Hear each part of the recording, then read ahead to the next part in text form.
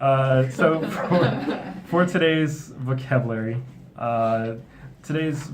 about Shinola, a lifestyle company. So number one is to kick around something. Usually you kick around an idea.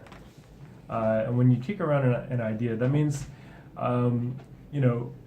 you're not too serious about this idea, but you guys, maybe somebody had introduced a suggestion and said, oh, wait, well, what about this? And, at first nobody was serious, but then people started thinking about it and then take turns talking about it.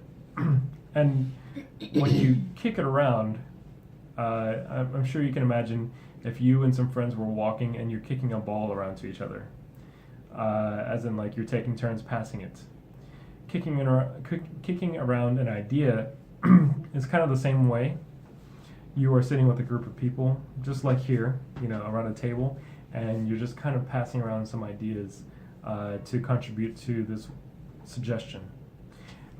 Kicking around an idea at first starts off rather casually and ends up, either you throw it away, the idea, oh no, that's a terrible idea, or you get more serious about it later.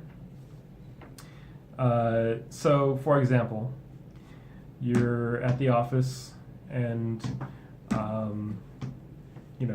you guys are having a meeting about something, and then somebody says, well, why don't we just do a marketing event on social media this weekend, and, just to kind of test how this product responds with our customers. And someone says, oh, well, this weekend's a little bit short of time, I don't know. And then later on somebody says, well, it might not be a bad idea because we need to start right away. And then people just start kicking the idea around. You just pass it around. It doesn't mean that it's going to come true, but it does mean that people will discuss it in turns, and maybe the idea will change, or maybe the idea will turn into a different idea. You might find a solution out of it. It might even be if you were just sitting around with some friends, or if you were just chatting with your friends on, Kakao and like a group messenger, and then you're saying like, hey guys, what do you guys think about taking a trip next month together? We'll take like a weekend off and go to, Busan or Jeju or something like that. And then everybody will say, oh, I don't know, I just, I wanted to kind of stay home. Well, I guess it'd be kind of nice to go out with you guys. And then somebody might say, oh, well, let's think about going to Japan. So then you start discussing more, and you're just kicking the idea around. It's a really useful expression to use, and you might even say it to somebody. Hey, we're kicking the idea around about going on a trip soon. What do you think? Just like that. You can bring it up to people that way. It means like we're not serious. There's no definite answer, but we're thinking about it. Number two, affiliate with. To affiliate with someone or something is to say that you are associated with, related to, or a partner, or you cooperate with. So usually you hear this as a kind of as like a way for companies to show support to each other, or organizations to show support to each other. So, for example, the Olympics, the 2018 Pyeongchang Olympics that are coming up, you might say that Nike is an affiliate. They have a new commercial for the Olympics. Those companies that show support for it are affiliated. You can also use this word when you are talking about someone in a negative way. So let's say that there's a company that has a bad reputation, and somebody, or maybe you and your coworkers know somebody that worked for that company, and that person maybe is like a friend of somebody, and they say, oh, hey, what do you guys think about, calling this person for this? I don't know, he's kind of affiliated with that, that weird company or that weird organization. Mm-hmm. Meaning like he's associated with those weird people, and I don't know if I want to do that. Number 3, come full circle is as an expression to say that something has started, and maybe the origin has to do with a certain subject, or we'll say it's a subject, and later on, after some time passes, something else related to that in a way returns to that origin or that subject. So sometimes we say like this.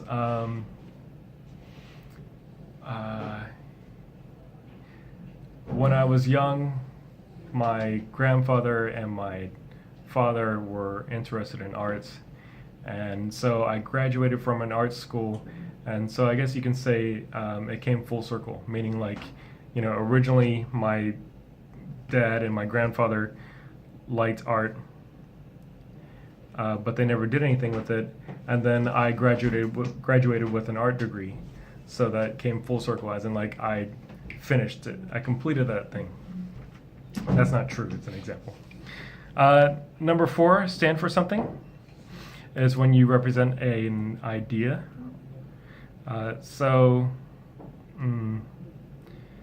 The Me Too movement stands for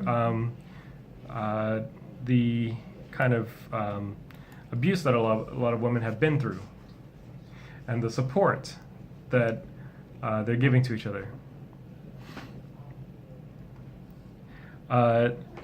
Number 5, across the board, is to say that something has impacted or applied to or touched every part or person in a group or in a whole range of things or spectrum.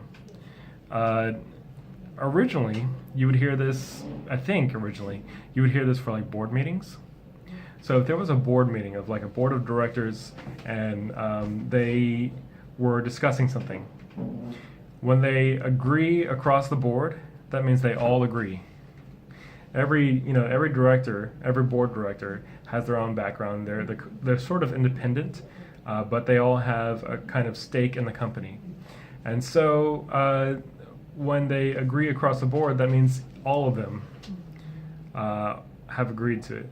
So across the board is to say like it is affected by, or it affects everyone or everything in a range. But sometimes we use across the world. Across the world. How is it different? Across the world is usually kind of saying like distance, maybe. I mean, I guess it depends on how you say it. Like, across the world could also be that it affects everyone in the world. If you said something like climate change affects everyone across the world, you could say it like that. But if you were talking about distance, it would be a little bit different. So I guess it depends on the context. Yeah. So.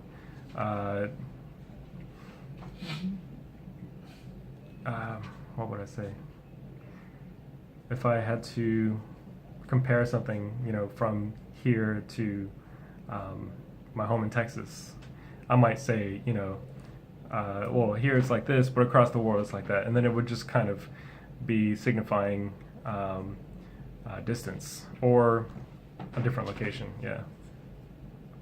So I guess it depends on the context, yeah. Number 6, nostalgia. The kind of like sentimental feeling that you get for something that was in your past or history. Usually something that gives you kind of an emotional experience. Some people feel nostalgia for, old video games, old fashion styles, old music, anything like that. And last, number 7, inherent, is basically to describe something that exists as a particular characteristic of something. You can have an inherent skill, you can have an inherent character. So, for example, if you're a person who's usually very calm, somebody might say that you're inherently calm, like you are usually very calm. That is like kind of a permanent characteristic about you. So it just kind of describes something that is always a characteristic or attribute about something. It's a little bit hard to say, but when you see it in a sentence, it makes more sense. And that's our vocabulary for today.